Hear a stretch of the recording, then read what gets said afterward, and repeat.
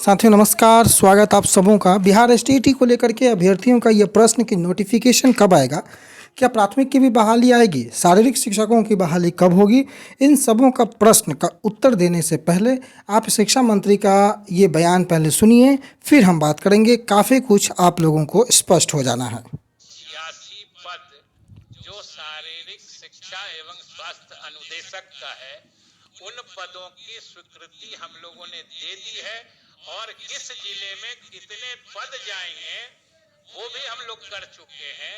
और पदों में नियुक्ति करने से पहले जो रोस्टर क्लियरेंस होता है वो रोस्टर क्लियरेंस भी हो चुका है। हम समझिए कि बिल्कुल तैयार बैठे हैं उन पदों के विरुद्ध जो हमारे शारीरिक प्रशिक्षण वाला टीईटी जो था, हमारा एलिजिबिलिटी टेस्ट पात्रता परीक्षा पास किए हुए नौजवान जो वर्षों से इंतजार में, हम उनको कहना चाहते हैं कि भाई आप धैर्य रखिए। आपने बहुत धैर्य रखा है, कुछ दिन धैर्य रखिए। हम सारी तैयारी करके बैठे हैं। सिर्फ जो अभी महोदय इसी सदन के 24 माननीय सदस्यों का जो चुनाव होना है और चुनाव की घोषणा हो चुकी है, और उस सिलसिले में जो आदर्श आचार संहिता लगी हुई है, हम लोग इसीलिए उसको नहीं कर पा रहे हैं।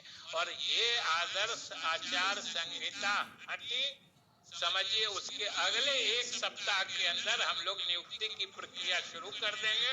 और महोदय सबसे अच्छी बात क्या है कि हम लोगों ने 8386 पद सृजित किया है और कुल मिला के करीब 3500 ही योग्य अभ्यर्थी जो उस समय शारीरिक शिक्षक वाली पात्रता परीक्षा में जो सफल हुए थे, उनकी संख्या लगभग वही 4500 से अधिक नहीं है। तो स्वाभाविक रूप आप लोगों को काफ़ी कुछ अब स्पष्ट हुआ होगा कि आखिर शिक्षा मंत्री का क्या बयान है, उनका मंसूबा क्या है।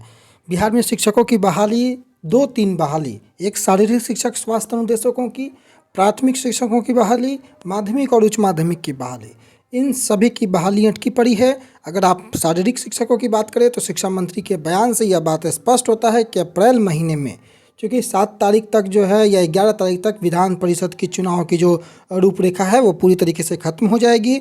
उसके बाद यानी कि अप्रैल महीने में ही इनका नोटिफिकेशन संभव है। रही बात प्राथमिक की, तो उनका भी नोटिफिकेशन अप्रैल महीने में संभव है।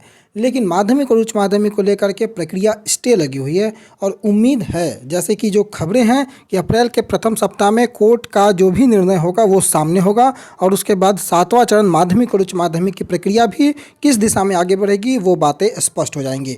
तो जो लोग ये बात कहते हैं कि नोटिफिकेशन कब तक आएगा, अगर आप शारीरिक शिक्षक अभ्यर्थी हैं तो अप्रैल महीने में बिल्कुल आपका नोटिफिकेशन आ जाना है, इसकी पूरी संभावना है। अगर आप प्राथमिक के अभ्यर्थी हैं तो पूरी संभावना है कि अप्रैल महीने में नोटिफिकेशन देखने को मिल जाए, जैसे खबरें हैं उसके अनुसार।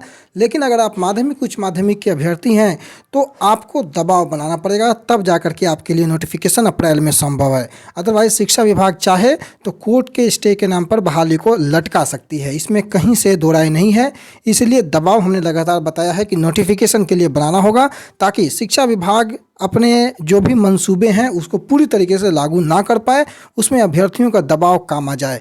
इसलिए तमाम अभ्यर्थी आज होली की इस पावन पर्व पर सभी अभ्यर्थी एकजुट होकर के मिल करके नोटिफिकेशन का दबाव बनाएं। बाकी आप शिक्षा मंत्री की मंशा समझ रहे हैं। विधान परिषद में इन्होंने शारीरिक शिक्षकों की बात की, रोस्टर क्लियरेंस से लेकर के सारी तैयारियां पूरी करने की बात की, परंतु माध्यमिक उच्च माध्यमिक को लेकर के जब सवाल किया जाता है तो इनका जवाब सिर्फ यही रहता है कि कोर्ट के स्टे के कारण प्रक्रिया बाधित हो गई है, हम लोग रिव्यू पिटीशन लेके गए हैं, उस पर जो निर्णय आएगा उसके अनुसार हम कार्य करेंगे। तो बाकी आप सब समझदार हैं, समझ सकते हैं कि किस प्रकार से विभाग कार्य कर रही है। गतिशील है, लेकिन वो गतिशीलता माध्यमिक उच्च माध्यमिक के लिए भी नज़र आनी चाहिए। इसके लिए आपका दबाव बेहद आवश्यक है। एक बार पुनः सभी को हैप्पी होली।